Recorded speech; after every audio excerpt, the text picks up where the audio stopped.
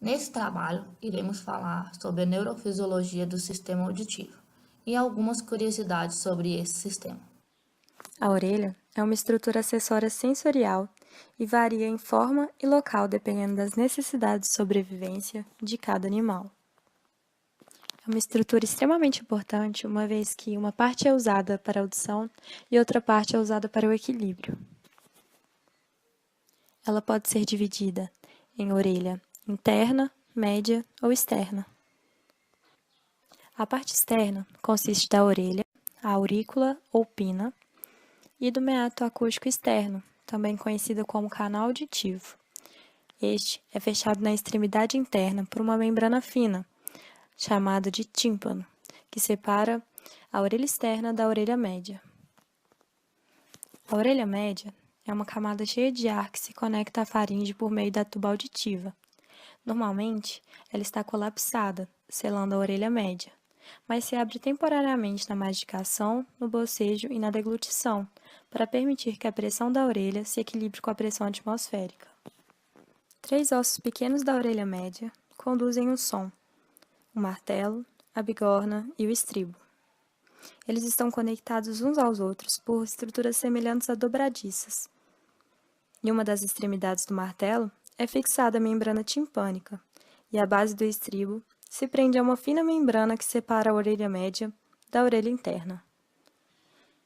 Já a orelha interna consiste no vestíbulo, com seus canais semicirculares responsáveis pelo equilíbrio, e a cóclea, um tubo membranoso que se enrola como uma concha de caracol dentro de uma cavidade óssea. 2 discos membranosos, a janela oval ou a janela do vestíbulo, e a janela redonda, a janela da cóclea, separam o líquido que preenche a cóclea de ar e que preenche a orelha média. Ramos do nervo craniano oitavo e o nervo vestíbulo-coclear vão da orelha interna para o encéfalo.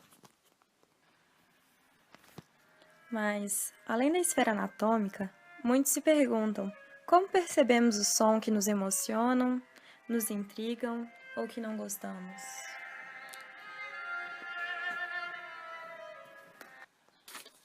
Bom, a audição é a percepção da energia carregada por ondas sonoras.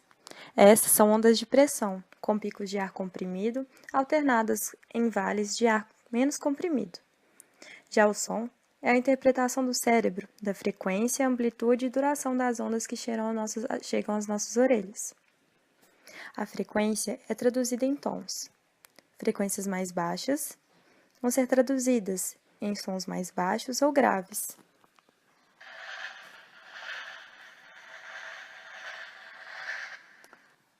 Frequências mais altas serão traduzidas em sons mais agudos ou mais altos.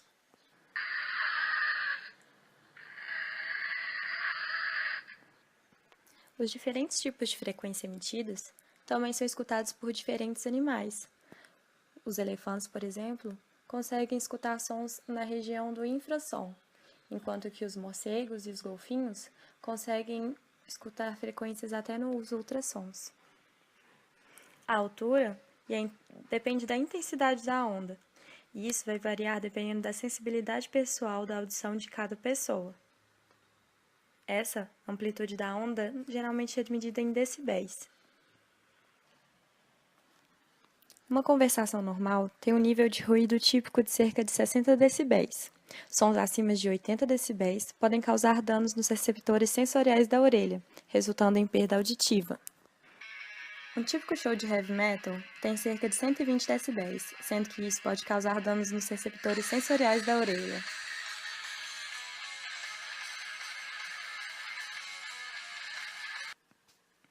A propagação do som na orelha se faz por meio de 5 transduções.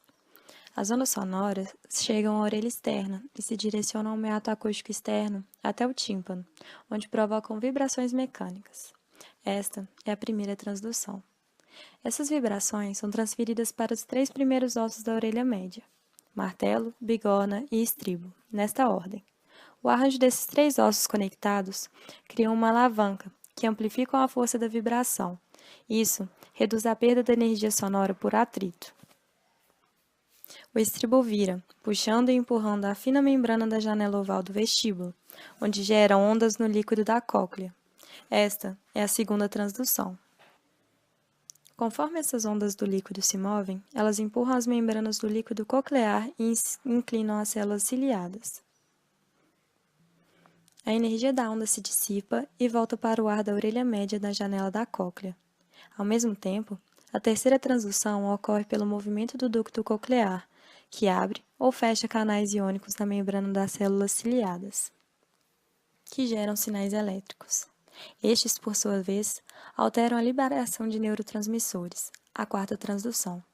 Os neurotransmissores se ligam aos neurônios sensoriais auditivos, iniciando potenciais de ação, a quinta e última transdução.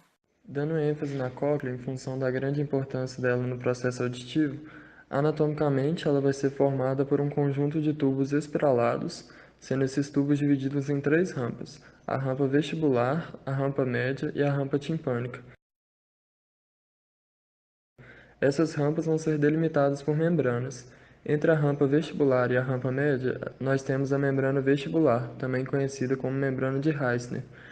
Ela mantém um líquido especial na rampa média que auxilia no funcionamento das células ciliadas. Entre a rampa média e a rampa timpânica, nós temos a membrana basilar, que contém o órgão de corte, onde apresenta células ciliadas eletromecanicamente sensíveis, que vão ser os órgãos receptores finais que geram o impulso nervoso. O impulso ele é transmitido principalmente pelas células ciliadas internas. É importante salientar que existem também as células ciliadas externas, mas que o impulso é transmitido principalmente pelas internas. A atenuação do som é um reflexo que tem como função de proteger a cóclea de vibrações prejudiciais e mascarar sons com baixa frequência em ambientes com som intenso. Este mecanismo ocorre por meio da contração de 2 músculos, o estapédio, que puxa o estribo para fora, e o músculo tensor do tímpano, que em menor grau puxa o cabo do martelo para dentro. Desta maneira, as 2 forças agem sobre os ossículos de forma antagônica, o que proporciona um aumento da rigidez do sistema ossicular como um todo, reduzindo a condução ossicular de som com baixa frequência e protege a cóclea de sons excessivamente intensos. Em relação às vias nervosas auditivas, após a captação sensorial das células ciliares internas e externas localizadas na cóclea, o impulso nervoso gerado por essas células é encaminhado ao gânglio espiral de corte. Esse gânglio se encaminha para os núcleos cocleares dorsal e ventral, localizados na parte superior do bulbo, realizando assim a primeira sinapse do impulso. Os neurônios de segunda ordem, no caso os que realizaram a sinapse anterior, passam para o lado oposto e terminam no núcleo olivar superior. A partir desse núcleo olivar superior, a fibra ascende pelo leminisco lateral e algumas terminam no núcleo da região. Após a passagem pelo leminisco lateral, os impulsos nervosos vão diretamente ao colículo inferior e fazem mais uma sinapse. Após essa sinapse, eles são encaminhados para o núcleo geniculado medial, onde realizam mais uma sinapse e são encaminhados diretamente para o córtex auditivo. Dando ênfase ao córtex auditivo, é importante destacar que ele é dividido em 2 partes. A parte principal se localiza no plano supratemporal do giro temporal superior e no córtex insular. Essa área é estimulada diretamente pelo corpo geniculado medial. Há também o córtex de associação auditiva, que fica logo abaixo da região anterior, que é estimulado pelo córtex auditivo primário. Existem 3 tipos de perda auditiva. A perda auditiva condutiva é caracterizada por qualquer problema no ouvido externo ou médio, que impeça que o som seja conduzido de forma adequada, não geralmente de grau leve ou moderado, variando de 25 a 65 dB. Ela pode ser temporária ou não, sendo causada por cerumes, infecções, líquido na região do ouvido e traumas. Já a perda sensitiva neural resulta de falta ou dano de células sensoriais ciliadas na cóclea e geralmente é permanente. Conhecida também como surdez neural, a perda auditiva sensitiva neural pode ser de grau leve, moderado, severo ou profundo. Acontece principalmente por ruídos altos e envelhecimento. A perda auditiva central resulta da ausência ou dano ao nervo auditivo, sendo geralmente profunda e permanente. Olá, você já ouviu falar do teste da orelhinha? Sabe como ele funciona? Olha aí algumas informações a respeito do teste. Esse deve ser realizado em recém-nascidos com até 6 meses de vida. Tem como objetivo identificar ou não a presença de deficiência. Um diagnóstico precoce possibilita que o bebê com deficiência auditiva desenvolva uma linguagem muito próxima de um bebê ouvinte. Esse exame encontra-se na caderneta de saúde da criança. Logo, vocês, mamãe, devem ficar atentas. Ao sentir dor, coceira, zumbido, diminuição da audição, fique atento. Procure seu otorrino. Não utilize objetos para coçar o ouvido. Isso pode ser muito prejudicial. E não se automedique. A surdez na terceira idade faz parte do processo degenerativo relacionado ao envelhecimento natural do indivíduo. A partir da quinta ou sexta década de vida, a pessoa passa a não ouvir com tanta perfeição como tinha 20 anos, devido à morte de algumas células auditivas. Entretanto, componentes genéticos e fatores de riscos específicos, como diabetes, pressão alta, tabagismo e uso excessivo de álcool, pode acelerar esse processo. Tecnologias foram criadas para pessoas que possuem perda auditiva.